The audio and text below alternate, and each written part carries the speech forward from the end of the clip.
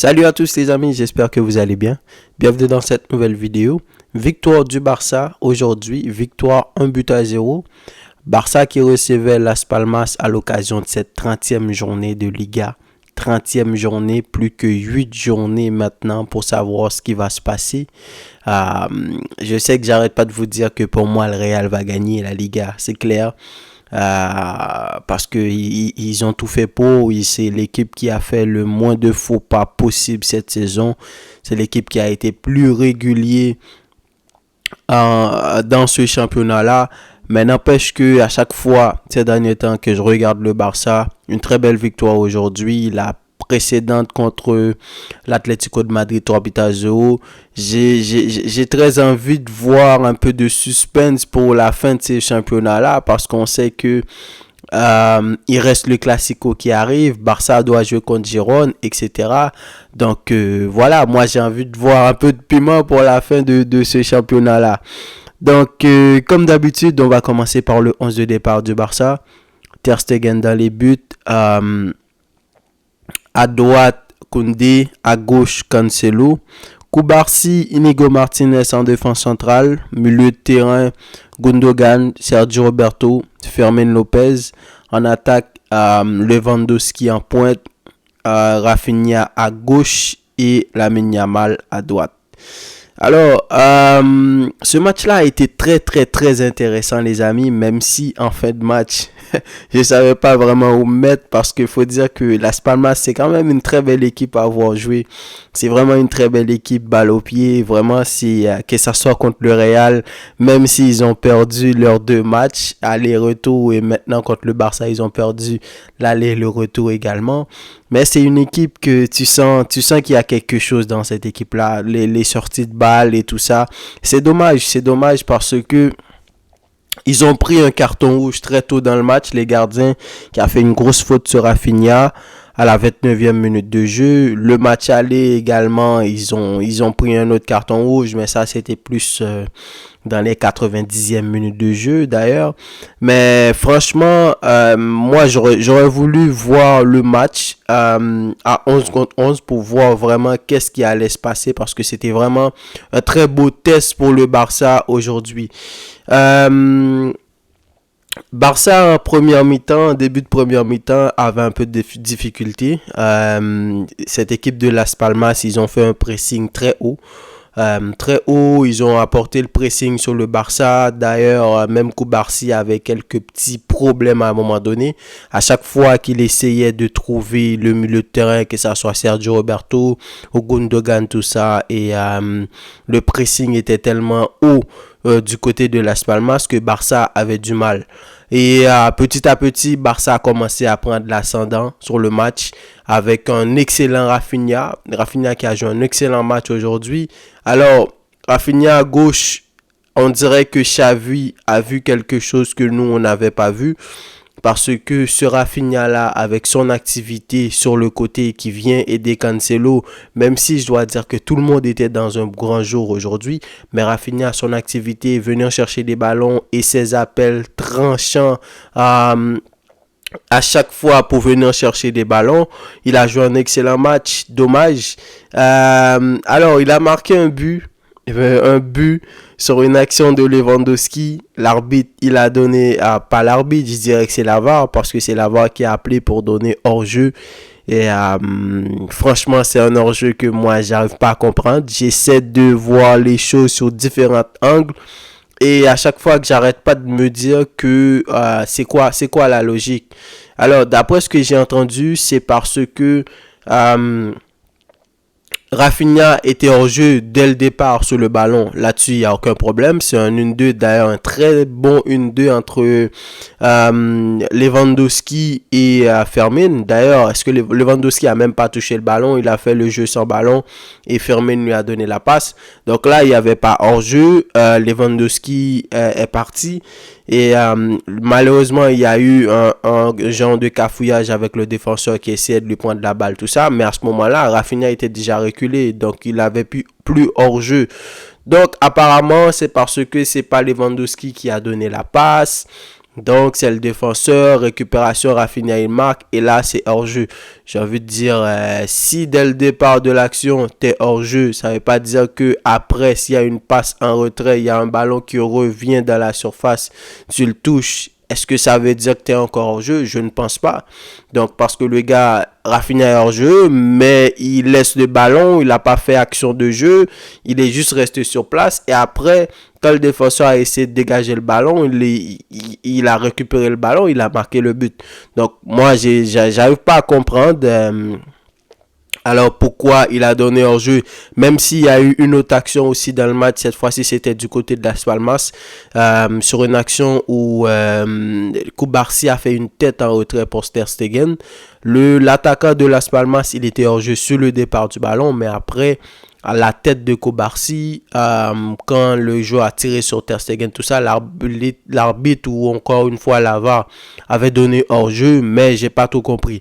Alors, c'est comme ça, il y a tout le temps des règles qui s'ajoutent, etc. Donc, on va pas discuter là-dessus. Rafinha qui avait encore eu une autre action pour marquer un but sur une passe en retrait de Cancelo. Très belle passe en retrait. Malheureusement, il a manqué le cadre.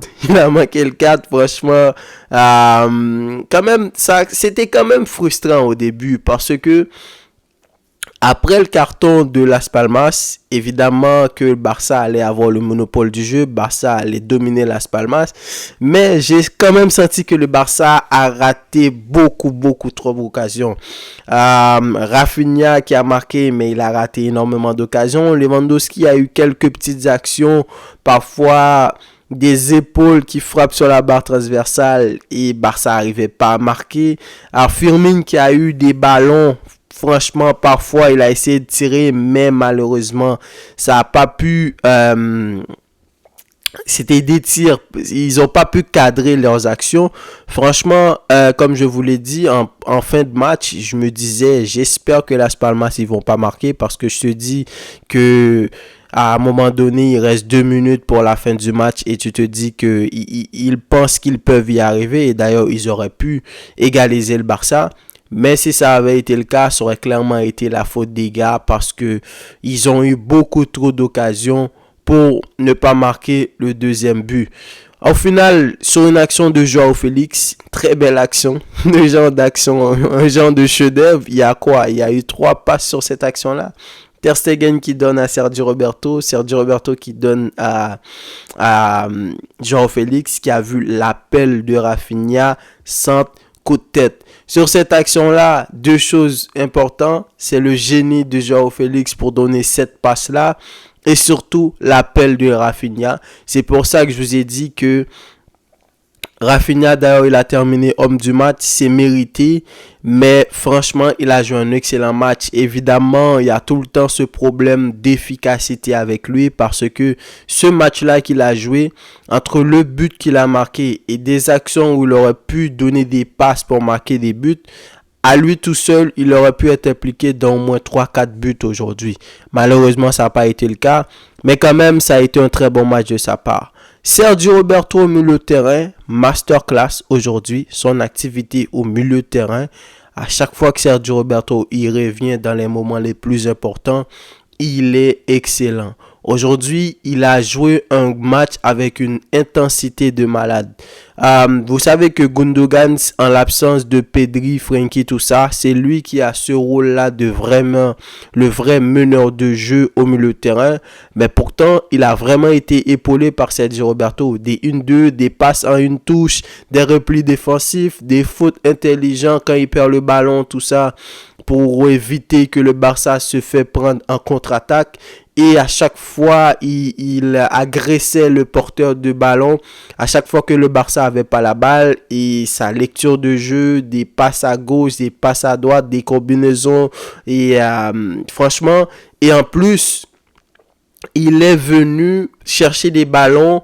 Comme vous le savez, Ter Stegen aime ça, donner la balle au milieu de terrain, il aime pas dégager tout ça. Eh bien, Sergio Roberto, il était là entre les lignes pour venir chercher les ballons et il n'a jamais perdu. Je pense pas qu'il a perdu un seul ballon dans ce match-là. Alors, franchement, c'était un match excellent de sa part aujourd'hui. Il a vraiment Pour moi, il était au-dessus au milieu de terrain, même si Gundogan a fait un bon match techniquement parlant. Mais il y a ce petit problème avec Gundogan qui, parfois, tu sens que quand le joueur en face de lui met un peu de puissance physique, il est incapable de ne pas perdre le ballon. Alors, c'était pas le cas pour Sergio Roberto, hein. Physiquement, techniquement, athlétiquement, les premiers têtes, c'était été lui. Vraiment un très, très, très bon match de sa part. Koundé également, excellent. Koundé continue et aujourd'hui, on a vu Koundé franchement comme un gars libéré sur le terrain. Il s'est comporté comme un vrai latéral droit. À chaque fois, il était sur la ligne, à combiner avec Lamine Yamal, à combiner avec Rafinha, à combiner avec Sergio Roberto, Gundogan. Il était tout le temps dans le dos de la défense adverse. Et ça, c'est extrêmement important pour la suite. Koubarsi, encore une fois, un excellent match. Je vous ai dit, en début de match, il avait un peu de difficulté parce que lui, son jeu, c'est vraiment un défenseur fin techniquement. Il aime ça à donner des passes au lieu de dégager. Mais au fil du temps, il a recommencé à trouver son équilibre dans ce match-là. Il a lancé une passe à Lewandowski. Malheureusement, ça n'a pas pu être but. Le gardien l'a bloqué, tout ça. Mais on sent le génie, le défenseur qui contrôle le ballon, qui fait le genre de centre. Ça me rappelle un peu Piqué, qui faisait ça en défense centrale pour le Barça. Franchement, encore une fois, et surtout dans les ballons les plus importants, en fin de match, vous l'avez remarqué, à chaque fois qu'il y avait un ballon dangereux qui traînait dans la surface, s'il y avait une intervention, c'était Koubarsi, encore une fois. Cancelo qui a fait un excellent match aussi. Il y a une action là où il a fait petit pont, petite roulette, etc. Et il a eu énormément d'activité sur ce côté gauche. Même défensivement, il a été bon. Franchement, les gars, aujourd'hui, j'ai trouvé tous les gars du Barça excellents. C'est juste que dans ce genre de match-là, tu dois être capable d'en mettre au moins 3 buts à cette équipe-là parce que ça peut te permettre de te relaxer un petit peu, même si que les gars, ils n'ont pas été... on a senti malgré le 1-0, ils étaient quand même à l'aise sur le terrain. Mais quand même, un 2, un 3-0, ça aurait été mieux. Lamine Yamal, qui a pas fait un grand match, mais c'était pas un mauvais match non plus de sa part. Aujourd'hui, c'était plus le collectif qui était en marche. Oui, on a essayé des ballons sur lui de temps en temps. Avec Firmin, parfois que j'ai senti qu'il avait du mal. Faut le dire aussi avec Firmin. Même s'il apporte cet apport offensif-là pour le Barça, c'est un milieu de terrain qui se projette beaucoup vers l'attaque, qui est capable de décrocher des frappes avec le pied droit ou le pied gauche. Mais de temps en temps, je sais pas, je commence à sentir que dans la construction, est-ce que c'est à cause de la précipitation? Mais je commence à sentir qu'il est un peu gêné. Parfois, il donne des passes beaucoup trop rapidement. Il est incapable de faire des bonnes combinaisons que quelqu'un comme Gundogan il peut te faire. Parce qu'au début, quand j'avais vu Firmin, c'était plus ou moins un joueur qui était capable de venir remplacer Pedri, même si c'est pas le même joueur fin techniquement, mais j'ai senti qu'il avait un petit peu plus de technique que ça. Peut-être qu'il a changé son système de jeu, il est devenu un milieu de terrain box-to-box qui a beaucoup d'activité.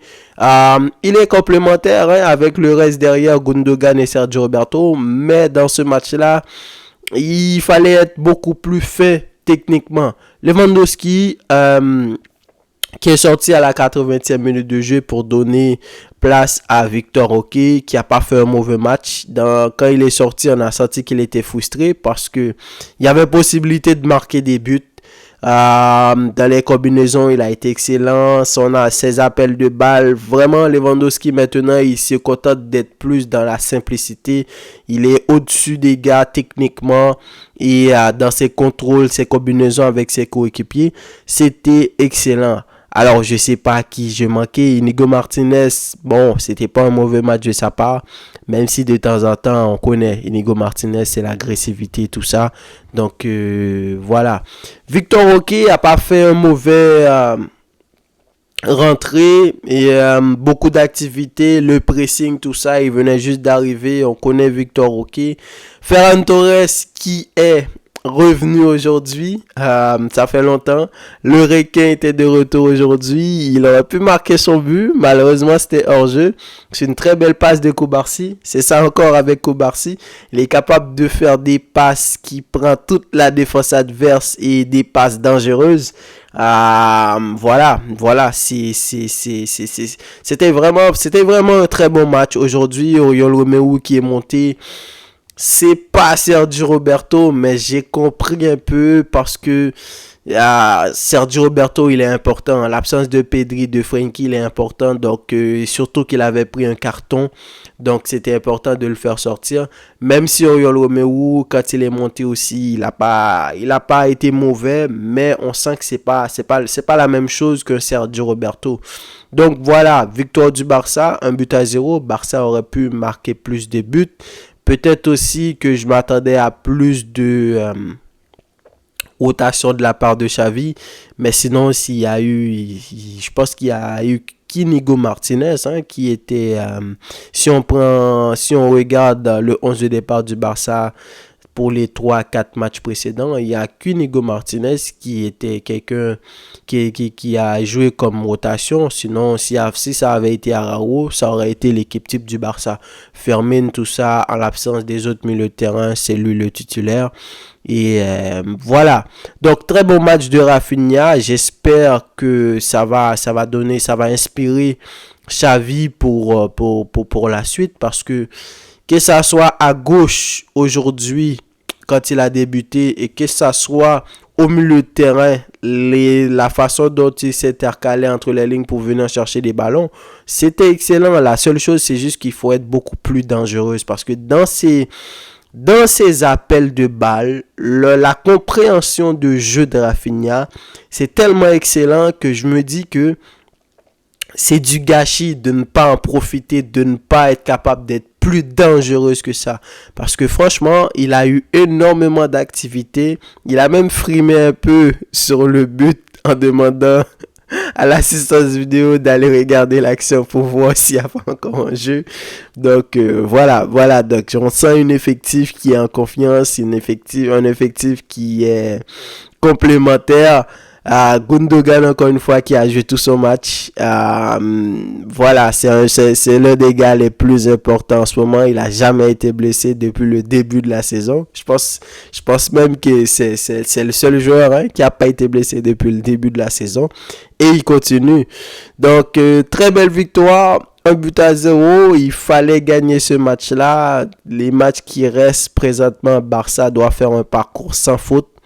En espérant que le Real Madrid va perdre des points, pourquoi pas mettre un peu de suspense jusqu'à la fin, pourquoi pas voir le Real champion dès les 38e journées ou les 37e journées en tout cas. Donc donnez-moi vos avis dans les commentaires, dites-moi qu'est-ce que vous en avez pensé, comment est-ce que vous avez trouvé ce match-là, parce que franchement, moi j'ai kiffé. Quelques petits moments de frayeur à la fin, quand Las Palmas voulait attaquer, mais sinon Barça globalement était supérieur pour moi. Barça, l'équipe a fait un excellent match. Des Koundé, des Koubarsi, des Rafinha, Ferran Torres, même les gars qui sont entrés, ils ont été excellents. Comme je vous l'ai dit, la seule chose, le seul point négatif que j'ai trouvé, c'était l'efficacité, parce que Barça avait l'occasion de marquer au moins 3-4 buts dans ce match-là. Donc, donnez-moi vos avis dans les commentaires et je vous dis à la prochaine pour une nouvelle vidéo. Salut!